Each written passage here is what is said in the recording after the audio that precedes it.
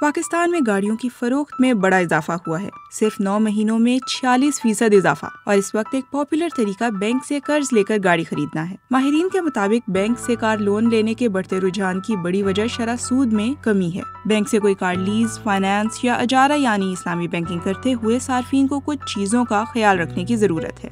شرح سود پر نظر رکھیں۔ قرض لیتے وقت یہ دیکھنا بہت ضروری ہے کہ بینک کتنا سود لے رہا ہے۔ اکثر بینک مرکزی بینک کی شرح میں اپنا منافع شامل کر کے سود طے کرتے ہیں، جو 12% سے زیادہ ہو سکتا ہے۔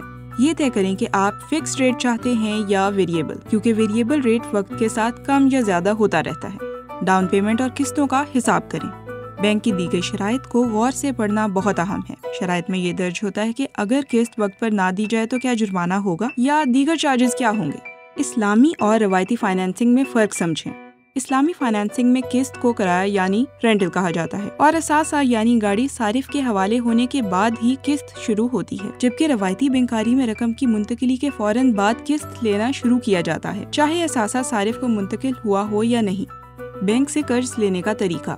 قرض حاصل کرنے کے لیے آپ قریبی برانچ، موبائل ایپ یا ہیلپ لائن کے ذریعے درخواست دے سکتے ہیں۔ بینک آپ کی آمدن، بینک سٹیٹمنٹ اور کریڈٹ ہسٹری چیک کرتا ہے، پھر منظوری کے بعد ڈاؤن پیمنٹ جمع کروا کر گاڑی لی جا سکتی ہے۔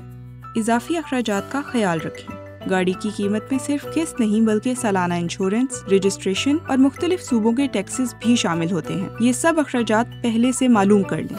شکایت کی صورت میں کہاں جائیں؟ اگر بینکی فائنانسنگ سے متعلق کوئی مسئلہ ہو تو آپ اسٹیٹ بینک کے کنزیومر پروٹیکشن ڈپارٹمنٹ سے رابطہ کر سکتے ہیں۔ گاڑی ضرور لیں، مگر یہ فیصلہ جذبات سے نہیں، حساب کتاب سے کریں۔